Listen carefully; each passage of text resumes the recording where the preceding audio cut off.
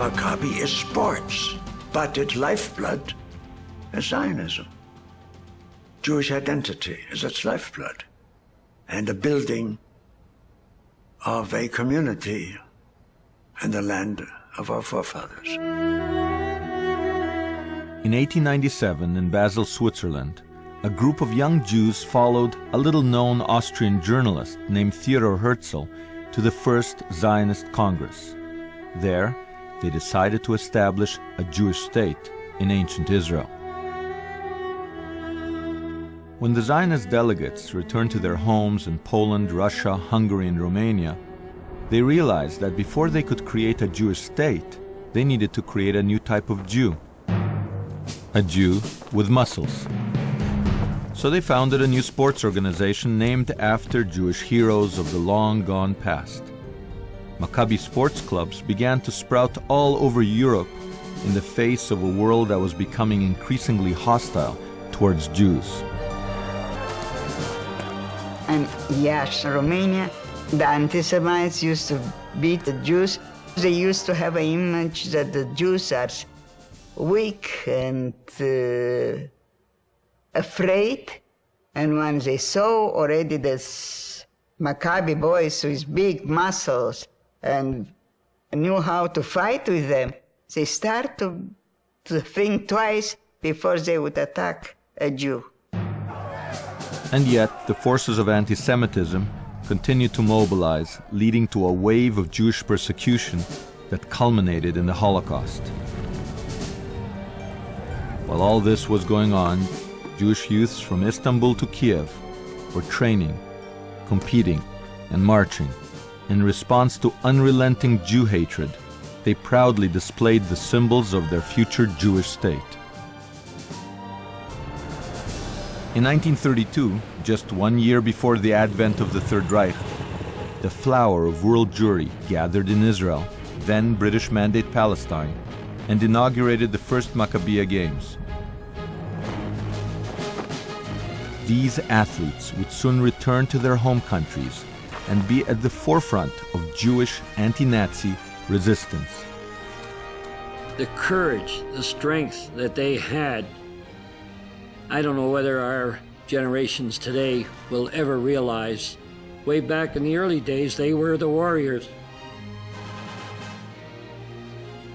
After the war, veterans of Maccabi played a leading role in Israel's quest for independence. And on May 14, 1948, the modern Jewish state was born.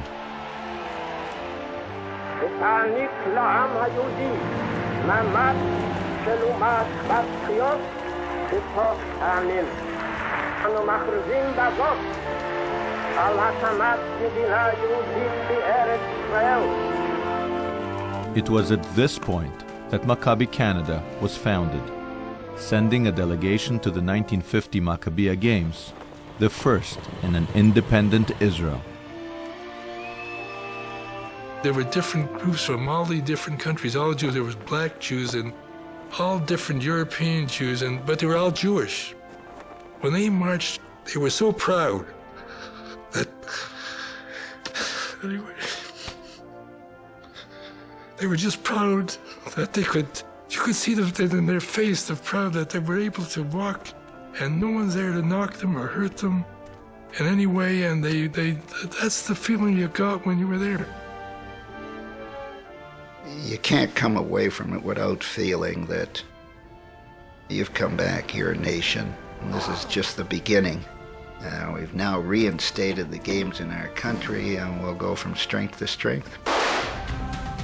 Since the creation of the modern Maccabi Games, every 4 years, Jewish athletes from around the world have gathered in Israel to test their skills and strengthen their identities. International sports heroes such as Mark Spitz and Kerry Strug got their start at the Maccabi Games. One star who won 3 gold medals at the '93 Maccabi Games was Canadian Joseph Kibur. He was discovered as a 13-year-old new immigrant from Ethiopia at a track meet in Montreal. He had this God-given ability to run And one of the Maccabi people named Harry Huss saw him running up the mountain one day in Mount Royal in Montreal. I heard it was without shoes. I don't know if that's true or not, but that's what I heard. Before long, Joseph was part of a Canadian delegation headed to Venezuela for the Pan American Maccabi Games. This particular event in Venezuela, it was it was my first big race outside of Montreal or Canada, and so I did not have any notion of what it was going to be. I didn't know what the expectations were. So for me, I could not take any chance. I had to give every ounce of energy that I had. So I sprinted pretty much the whole way. I mean, he was like laps ahead of the other kids. It's hard to imagine lapping people in a 3-lap race, but he managed to do that.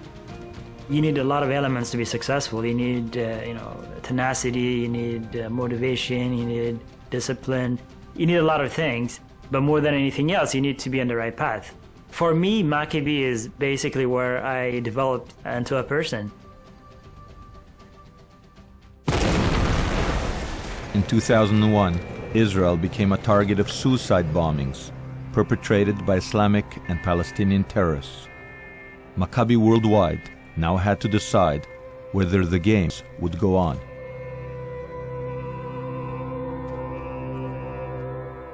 A lot of players, a lot of teams, a lot of countries were not sure whether they were going to go, and a lot of them didn't go.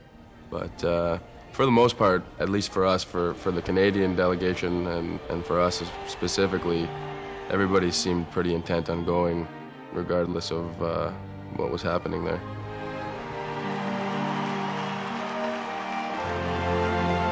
Just before we walked in, there was a large screen above the stadium basically broadcasting the news and events that were going on. And they just announced that they intercepted 2 suicide bombers, that they were potentially on their way to the stadium for a hit.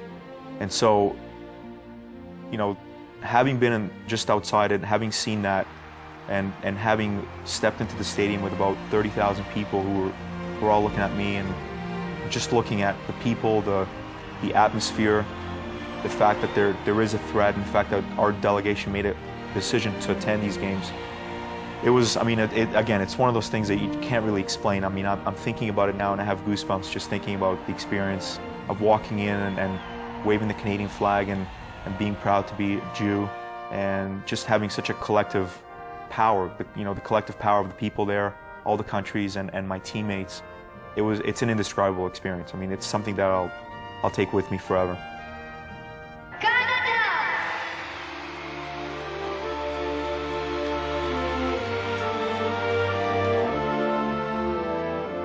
In a sense, the gyms, the volleyball courts, and the parade grounds of Maccabi became the first autonomous lands of the Jewish people in 2,000 years. It was on Maccabi's playing fields that a generation learned that Jews need not be victims. Today, we live in a world that is increasingly and disturbingly anti-Jewish. More than ever, Maccabi is needed to ensure a Jewish future.